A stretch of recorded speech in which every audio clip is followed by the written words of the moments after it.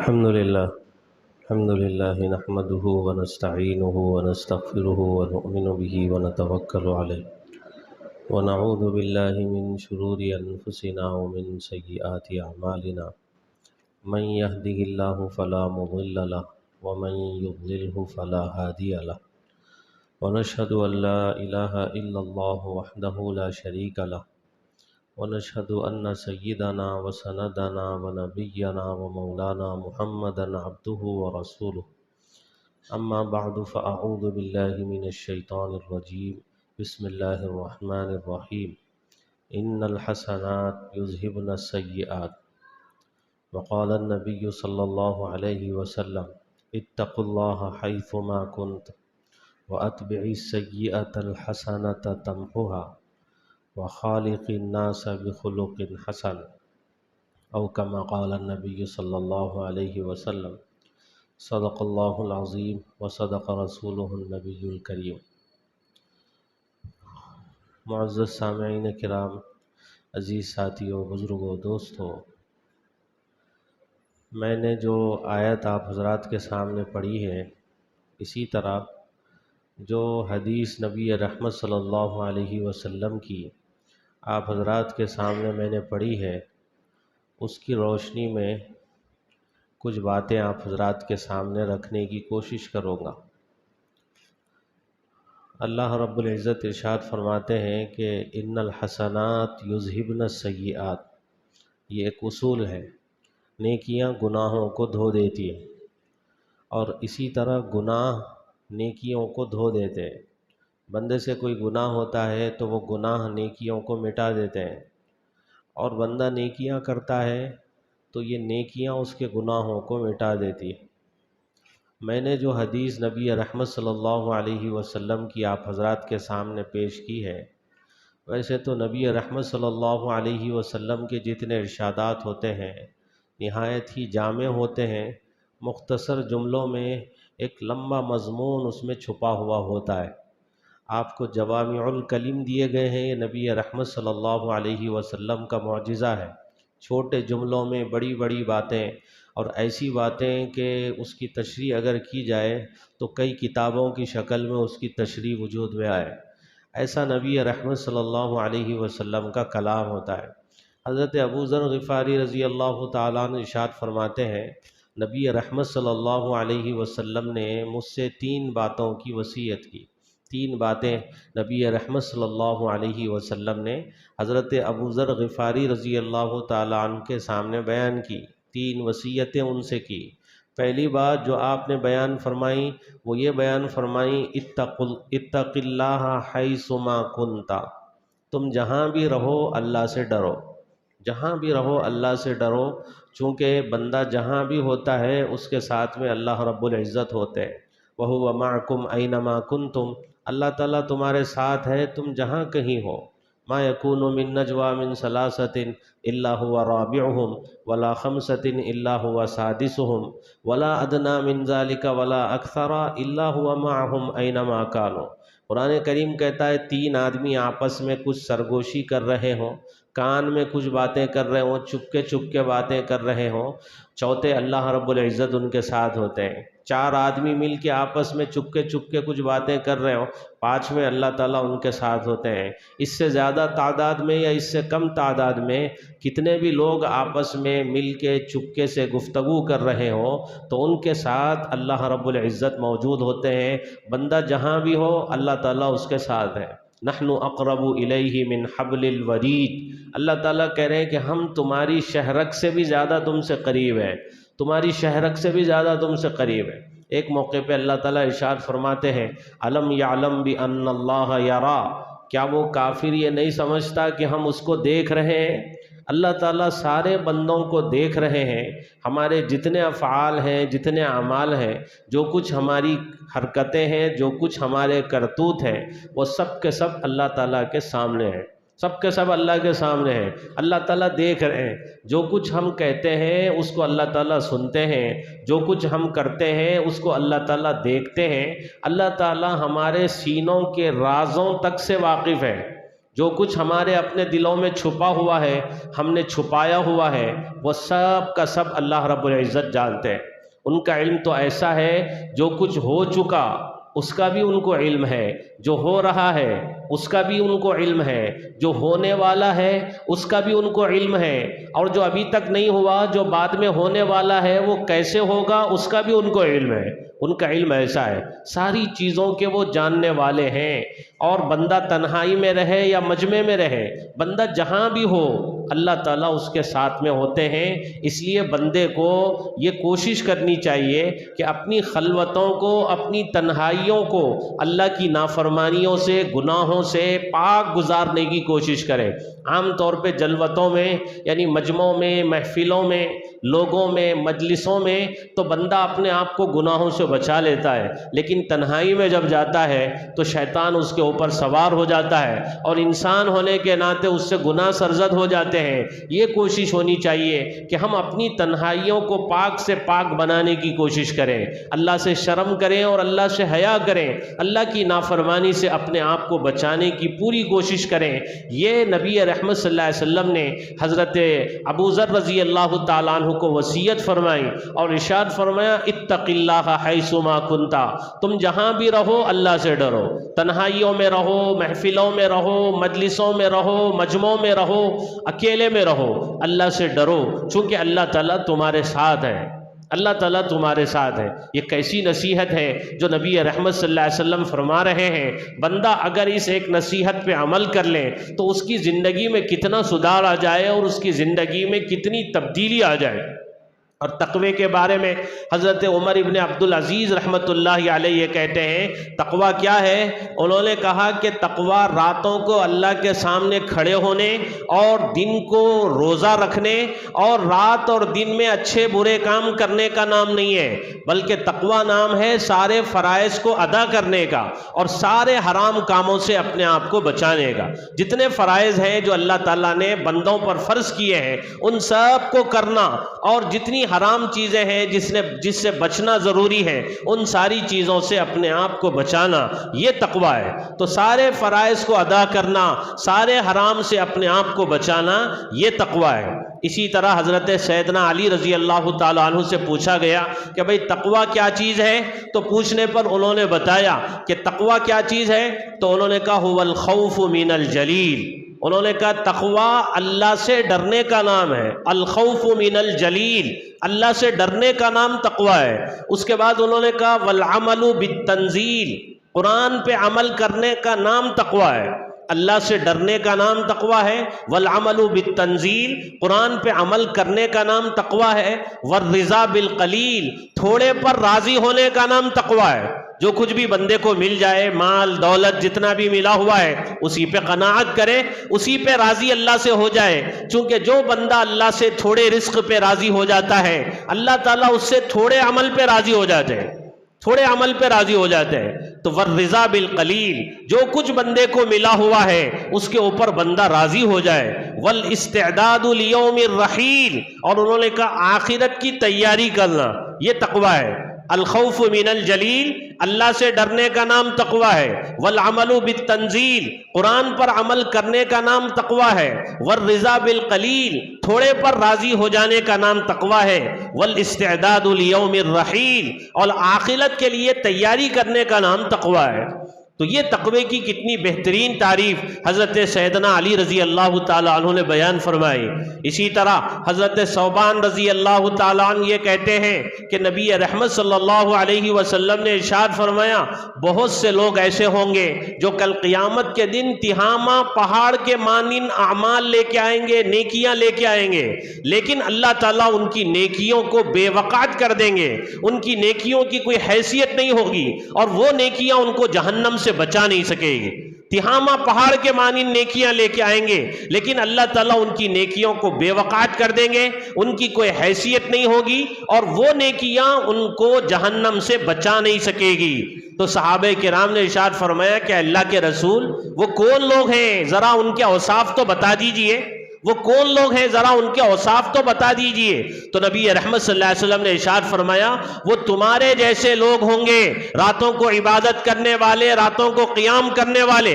تمہارے جیسے لوگ ہوں گے راتوں کو عبادت کرنے والے، راتوں کو قیام کرنے والے، لیکن جب وہ تنہائیوں میں جائیں گے تو تنہائیوں میں حرام کاریوں سے اپنے آپ کو نہیں بچائیں گے، تنہائیوں میں جائیں گے تو تنہائیوں میں گناہوں سے، حراموں سے اپنے آپ کو نہیں بچائیں گے۔ یہ لوگ ہیں جن کے اعمال تہامہ پہاڑ جیسے ہوں گے، ان کی نیکیاں تہامہ پہاڑ جیسی ہوں گی، لیکن وہ نیکیاں ان کو جہنم کی آگ سے نہیں بچا سکے گی۔ اس لیے بندہ اپنی خلوتوں کو پاک کرنے کی کوشش کرے اور اللہ سے معافی مانگے، توبہ کرے بندے سے جو بھی گناہ ہو جائے، اور پوری کوشش اس بات کی کرے کہ میری جلوت جیسی ہو میری خلوت بھی ویسی ہی ہو، میں مجمعوں میں، لوگوں کی محفلوں میں، مجلسوں میں جیسا رہتا ہوں تنہائی میں بھی میں ویسے ہی رہوں، یہ کوشش کرنی چاہیے۔ یہ نبی رحمت صلی اللہ علیہ وسلم کی وصیت ہے۔ آپ نے وصیت کرتے ہوئے ارشاد فرمایا ہے اتق اللہ حیث ما کنت، تم جہاں بھی رہو اللہ سے ڈرتے رہو، جہاں بھی رہو۔ دوسری نصیحت جو نبی رحمت صلی اللہ علیہ وسلم نے کی ہے وہ ارشاد فرمایا وَأَتْبِعِ السَّيِّئَةَ الْحَسَنَةَ تَمْحُوهَا، گناہ ہو جائے تو گناہ کے بعد میں فوری نیکی کر لو۔ انسان ہونے کے ناطے انسان سے گناہ ہوتے ہیں، انسان ہونے کے ناطے انسان سے گناہ ہوتا ہے۔ انبیاء معصوم ہوتے ہیں، ان سے کوئی گناہ نہیں ہوتا،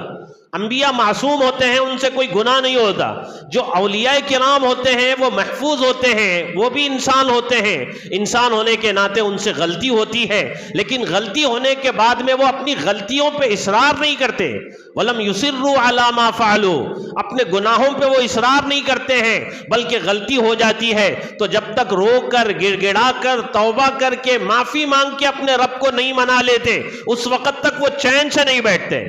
اس وقت تک وہ چین سے نہیں بیٹھتے۔ والذین اذا فعلوا فاحشة او ظلموا انفسهم ذکروا اللہ فاستغفروا لذنوبهم، یہ نیک لوگوں کے بارے میں اللہ تعالیٰ ارشاد فرما رہے ہیں جب ان سے کوئی گناہ ہو جاتا ہے یا وہ اپنی جانوں پہ ظلم کرتے ہیں تو فوری اللہ کو یاد کرتے ہیں اور اپنے گناہوں سے معافی مانگتے ہیں، توبہ کرتے ہیں، استغفار کرتے ہیں۔ یہ ایمان والوں کی شان ہے، یہ نیک لوگوں کی شان ہے، یہ متقی لوگوں کی شان ہے۔ نبی رحمت صلی اللہ علیہ وسلم یہ بیان کر رہے ہیں اور یہ وصیت کر رہے ہیں کہ بندے سے گناہ ہو جائے، انسان ہونے کے ناطے گناہ ہوتا ہے، گناہ ہو جائے تو ایسی صورت میں جلدی کرے، فوری کوئی نیکی کر لے۔ کیا نیکی کرے؟ تو اس سلسلے میں علماء کہتے ہیں کہ بھئی گناہ کے بعد نیکی کرنے کا مطلب یہ ہے کہ توبہ کر لے، چونکہ توبہ بھی ایک نیکی ہے۔ گناہ کے بعد میں نیکی کرنے کا مطلب یہ ہے کہ توبہ کر لے، چونکہ توبہ بھی ایک نیکی ہے، یا پھر یہ کہ کوئی نیکی الگ سے کرے، چونکہ نیکی کی خاصیت یہ ہے کہ نیکی گناہوں کو دھو دیتی ہے۔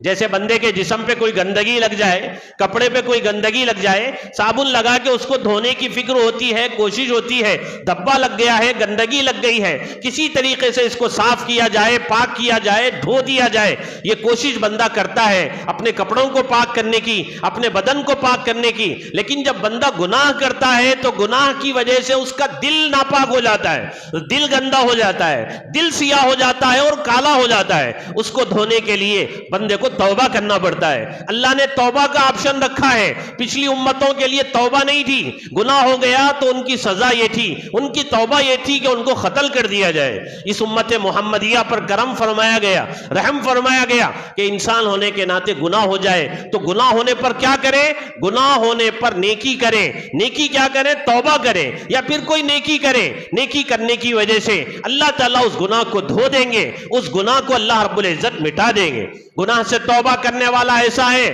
جیسا کہ اس نے توبہ کیا ہی نہیں۔ انسان ہونے کے ناطے جب گناہ ہو جائے توبہ کرے، کوئی نیکی کرے۔ بہت سی نیکی ایسی ہیں جو نبی رحمت صلی اللہ علیہ وسلم نے بیان فرمائی ہے کہ بندہ وہ نیکی کرتا ہے، اس نیکی کے کرنے کی وجہ سے اللہ تعالیٰ اس کے گناہوں کو دھو دیتے ہیں۔ جیسے نبی رحمت صلی اللہ علیہ وسلم نے ارشاد فرمایا بندہ وضو کرتا ہے، وضو سے فارغ ہوتا ہے، اچھی طرح وضو کرتا ہے تو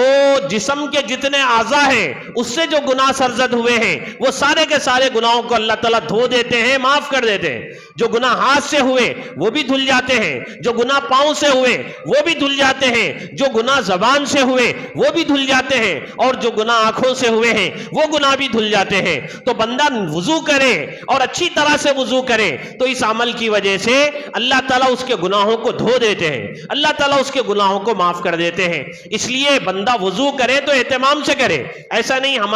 ہمارا اور آپ کا جو وضو ہوتا ہے جلدی جلدی وضو کر لیتے ہیں، کونیاں خشک رہ جاتی ہیں، ایڑیاں خشک رہ جاتی ہیں، جس کی وجہ سے وضو ہی نہیں ہوتا ہے، اس کے بعد نماز پڑھتے ہیں تو نماز بھی نہیں ہوتی ہے۔ وضو اطمینان سے کرنا چاہیے، ایک ایک عضو کو 3 مرتبہ اچھی طریقے سے دھونا چاہیے، اعضاء کو ملنا چاہیے، رگڑنا چاہیے، تاکہ کوئی حصہ وضو کے اعضاء کا خشک نہ رہے، سوکھا نہ رہے، اہتمام سے وضو کرنا چاہیے۔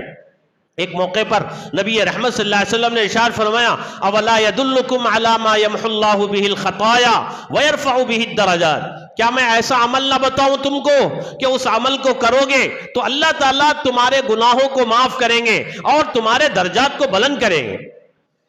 ایسا عمل نہ بتاؤں کہ جس عمل کو کرو گے اللہ تعالیٰ تمہارے گناہوں کو مٹا دیں گے، معاف کر دیں گے اور تمہارے درجات کو بلند کریں گے؟ صحابہ نے کہا بلا، کیوں نہیں اللہ کے رسول، ضرور بتا دیجئے ایسا عمل جس عمل کو کرنے سے اللہ ہمارے گناہوں کو مٹا دیں گے اور ہمارے درجات کو بلند کریں گے۔ تو نبی رحمت صلی اللہ علیہ وسلم نے ارشاد فرمایا اسباغ الوضوء علی المکارہ، کثرت الخطا الی المساجد، وانتظار الصلاۃ بعد الصلاۃ، وانتظار الصلاۃ بعد الصلاۃ۔ نبی رحمت صلی اللہ علیہ وسلم نے ارشاد فرمایا کامل اور مکمل وضو کرنا، ناگواریوں کے باوجود، مشقتوں کے باوجود کامل مکمل وضو کرنا۔ سردی ہے، سردی کی وجہ سے ایسے ہی الٹپ وضو نہیں کر رہا ہے، پورے اہتمام سے وضو کر رہا ہے، ایک ایک عضو کو اچھی طریقے سے دھو رہا ہے۔ کامل مکمل وضو کرنا، ناگواریوں کے باوجود، مشقتوں کے باوجود کامل اور مکمل وضو کرنا۔ اور آپ نے ارشاد فرمایا کثرت الخطا الی المساجد، مسجدوں کی طرف کثرت سے چل کے جانا۔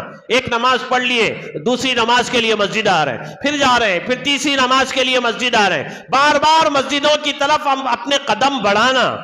یہ ایسا عمل ہے کہ اس سے اللہ تعالیٰ گناہوں کو مٹا دیتے ہیں اور درجات کو بلند کرتے ہیں۔ مشقتوں کے باوجود کامل اور مکمل وضو کرنا، یہ ایسا عمل ہے کہ اللہ تعالیٰ اس عمل کی وجہ سے گناہوں کو مٹا دیتے ہیں اور درجات کو بلند کر دیتے ہیں۔ وانتظار الصلاۃ بعد الصلاۃ، ایک نماز کے بعد دوسری نماز کا انتظار کرنا، یہ ایسا عمل ہے، اس عمل کی وجہ سے اللہ تعالیٰ گناہوں کو مٹا دیتے ہیں اور درجات کو بلند کر دیتے ہیں۔ تو یہ نیکیوں کی خاصیت رکھی گئی ہے کہ بندہ نیکیاں کرتا ہے تو نیکیوں کے کرنے کی وجہ سے اللہ رب العزت اس کے گناہوں کو دھو دیتے ہیں۔ تو نبی رحمت صلی اللہ علیہ وسلم نے دوسری جو وصیت فرمائی وہ یہ فرمائی وَأَتْبِعِ السَّيِّئَةَ الْحَسَنَةَ تَمْحُوهَا، کہ جب کوئی گناہ ہو جائے تو گناہ کے بعد میں نیکی کر لے، وہ نیکی تیرے گناہ کو مٹا دے گی، وہ نیکی تیرے گناہ کو مٹا دے گی۔ تیسری چیز اور تیسری وصیت نبی رحمت صلی اللہ علیہ وسلم نے جو بیان فرمائی وہ یہ بیان فرمائی وَخَالِقِ النَّاسَ بِخُلُقٍ حَسَنٍ، اور لوگوں کے ساتھ اچھے اخلاق سے پیش آ، لوگوں کے ساتھ اچھے اخلاق سے پیش آ۔ مسکرا کے ملنا یہ بھی اچھے اخلاق ہے، لوگوں کے ساتھ نرمی سے پیش آنا یہ بھی اچھے اخلاق ہے، ظلم کرنے والے کو معاف کرنا یہ بھی اچھے اخلاق ہے، بدتمیزی سے پیش آنے والے کے ساتھ اچھا سلوک کرنا یہ بھی اچھے اخلاق ہے، لوگوں کی مدد کرنا، ان کی ہمدردیوں میں ان کا ساتھ دینا یہ بھی، ان کی ہمدردی کرنا، ان کی مصیبتوں میں ان کا ساتھ دینا یہ بھی اچھے اخلاق ہیں۔ نبی رحمت صلی اللہ علیہ وسلم نے ارشاد فرمایا واللہ فی عون العبد ما کان العبد فی عون اخی، بندہ جب تک اپنے بھائی کی مدد میں رہتا ہے اللہ اس کی مدد میں رہتے ہیں، اللہ اس کی مدد کرتے رہتے ہیں جب تک کہ بندہ اپنے بھائی کی مدد کرتا رہتا ہے۔ واللہ فی عون العبد ما کان العبد فی عون اخی، ظلم کرنے والے کو معاف کرنا، رشتہ توڑنے والے کے ساتھ رشتہ جوڑنا، لوگوں سے مسکرا کے ملنا، رشتے جوڑنے کی کوشش کرنا، اچھے اخلاق سے پیش آنا، یہ نبی رحمت صلی اللہ علیہ وسلم نے تیسری وصیت فرمائی۔ اور تیسری وصیت فرمائی لوگوں کے ساتھ اچھے اخلاق سے پیش آؤ۔ اس کے بارے میں گزشتہ جمعے میں آپ حضرات کے سامنے تفصیل رکھی گئی، اچھے اخلاق کس کو کہتے ہیں، اچھے اخلاق کی لمبی فہرست اور قرآنی آیتوں کے ذریعے ساری تفصیلات آپ حضرات کے سامنے رکھی گئی۔ لوگوں کے ساتھ اچھے اخلاق سے پیش آنے کا نبی رحمت صلی اللہ علیہ وسلم نے حکم دیا۔ پہلی جو نصیحت فرمائی اللہ سے ڈرو، جہاں بھی رہو اللہ سے ڈرو، یہ جو پہلی نصیحت ہے اس میں اللہ رب العزت نے اپنے حقوق بتائے، بندہ اللہ کے حقوق کو ادا کرے، حقوق اللہ کو ادا کرے، سارے فرائض کو ادا کرے، ساری حرام چیزوں سے اپنے آپ کو بچائے۔ اور دوسری جو وصیت آپ نے ارشاد فرمائی وَأَتْبِعِ السَّيِّئَةَ الْحَسَنَةَ تَمْحُوهَا، اس کے بعد تیسری جو نصیحت آپ نے بیان فرمائی وہ کیا بیان فرمائی، لوگوں کے ساتھ اچھے اخلاق سے پیش آؤ، یعنی لوگوں کے حقوق کو ادا کرو۔ اتق اللہ، اللہ سے ڈرو یعنی اللہ کے حقوق کو ادا کرو، اور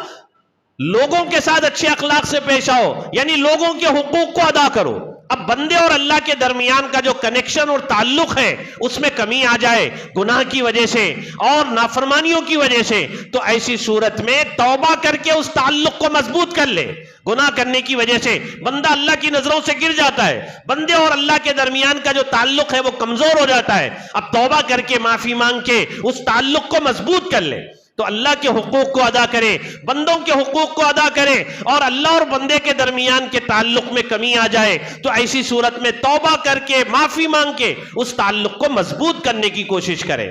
آپ نے نبی رحمت صلی اللہ علیہ وسلم کے اخلاق سے متعلق اس سے پہلے بات سنی، بزرگان دین اور اولیاء کرام کی سیرت کو ہم دیکھیں گے، ایسے سینکڑوں واقعات ملیں گے جس سے ہم اندازہ لگا سکتے ہیں کہ ان کے اپنے اخلاق ایسے تھے کہ ان کے اخلاق کو دیکھ کے غیر مسلم اسلام میں داخل ہونے پہ مجبور ہوئے۔ آپ نے سنا ہوگا کہ ایک بزرگ تھے، ان کا اپنا پڑوسی تھا، وہ جو پڑوسی تھا یہودی تھا، یہودی پڑوسی ہے اور وہ اس کے قریب میں رہتے ہیں، اس کی دیوار کسی وجہ سے ٹوٹ گئی اور دیوار میں سوراخ ہو گیا، اور یہ جو بزرگ ہے ان کے گھر میں غلاظت آنے لگی۔ اس کا جو دیوار لگی ہوئی تھی، دیوار سے متصل اس کا بیت الخلا تھا، مٹیوں کی دیواریں ہوتی تھی، دیوار میں سوراخ ہو گیا، سوراخ ہونے کی وجہ سے ان کے گھر میں غلاظت آنے لگی۔ جب انہوں نے دیکھا کہ میرا جو پڑوسی ہے اس کے مکان کی دیوار میں سوراخ ہو گیا ہے اور گھر میں غلاظت آ رہی ہے، تو انہوں نے وہاں پہ گڑا کر دیا اور اس میں ساری غلاظت کو جمع کرتے تھے۔ رات کا جب وقت ہوتا تھا لے جا کے وہ غلاظت بالٹی میں بکیٹ میں لے جا کے دور پھینک کے آتے تھے۔ ایک عرصے تک انہوں نے ایسے ہی کیا۔ ایک زمانے کے بعد میں جب وہ بیمار ہوئے، اب انہیں زندگی کی کوئی امید نہ رہی بلکہ یقین ہو گیا کہ اب مجھے دنیا چھوڑ کے جانا ہے، تو انہوں نے اپنے پڑوسی کو بلایا، پڑوسی کو بلا کے وہ دیوار دکھائی اور بتایا کہ دیکھو تمہاری دیوار میں سوراخ ہو گیا ہے اور یہ غلاظت میرے گھر میں آ رہی ہے۔ اس نے دیکھا کہ گڑا ہے، گڑے میں غلاظت جمع ہو رہی ہے۔ اس نے پوچھا یہ کب سے ہو رہا ہے؟ تو انہوں نے کہا کہ برسوں سے ایسا ہو رہا ہے۔ تو اس نے کہا کہ بھئی آپ نے مجھے بتایا کیوں نہیں؟ تو انہوں نے کہا کہ بھئی تو میرا پڑوسی ہے، ہماری شریعت میں پڑوسی کے حقوق بتائے گئے ہیں، ان کے حقوق میں سے میں نے یہ سمجھا کہ میرے اوپر حق بنتا ہے کہ میں اس کی خدمت کروں، اس کی غلاظت کو لے جا کے دور پھینکوں۔ اس وجہ سے میں اپنے ہاتھوں سے لے جا کے غلاظت پھینکتا تھا۔ اب میں مرنے کے بعد مجھے میرے بچوں کے اوپر اتنا اعتماد نہیں ہے کہ بھئی میرے بچے ایسا کر سکیں گے یا نہیں کر سکیں گے، ہو سکتا تم سے لڑ پڑے جھگڑ پڑے، اس لیے میں تم سے کہتا ہوں کہ اپنی دیوار کی مرمت کر لو، اپنی دیوار کو بنا لو، ورنہ پھر بعد میں ہمارے بچے جو ہوں گے آپس میں لڑیں گے۔ یہ بات سننے کے بعد میں وہ اتنا متاثر ہوا، اس نے کہا کہ بھئی اتنا بہترین آپ کا مذہب ہے، اتنے اچھے اخلاق کی تعلیم دیتا ہے، تو آپ دنیا سے جا رہے ہیں تو مجھے اس مذہب سے محروم کر کے کیوں جا رہے ہیں؟ کلمہ پڑھائیے، مجھے مسلمان بنائیے اور مجھے بھی اسلام میں داخل کیجئے۔ کلمہ پڑھ کے مسلمان ہوا اور اسلام میں داخل ہوا۔ تو یہ جو ہماری شریعت کی جو تعلیمات ہے، اسلامی جو تعلیمات ہے، وہ تعلیمات ہی کچھ ایسی ہے کہ اگر ہم اس کو اپنانے لگے تو پھر میرے دوستو سارے جھگڑے ختم ہو جائیں، سارے اختلافات ختم ہو جائیں، پیار کے ساتھ محبت کے ساتھ سب بھائی بھائی بن کے رہنے لگے اور لوگ ہم سے متاثر ہو، اسلام سے قریب ہوتے جائیں اور اسلام میں داخل ہوتے جائیں۔ اس لیے ہم کو چاہیے نبی رحمت صلی اللہ علیہ وسلم کی تعلیمات پہ ہم عمل کریں، جہاں بھی ہو ہم اللہ سے ڈریں، کوئی گناہ ہو جائے فوری کسی نیکی کے کرنے کا اہتمام کریں اور لوگوں کے ساتھ اچھے اخلاق سے پیش آئیں۔ اللہ سے دعا ہے جو کچھ کہا گیا اس پر عمل کی توفیق نصیب فرمائے، آمین وآخر دعوانا الحمدللہ رب العالمین۔ ایک اعلان کرنا ہے، ایک مدرسہ ہے، مدرسہ معاذ بن جبل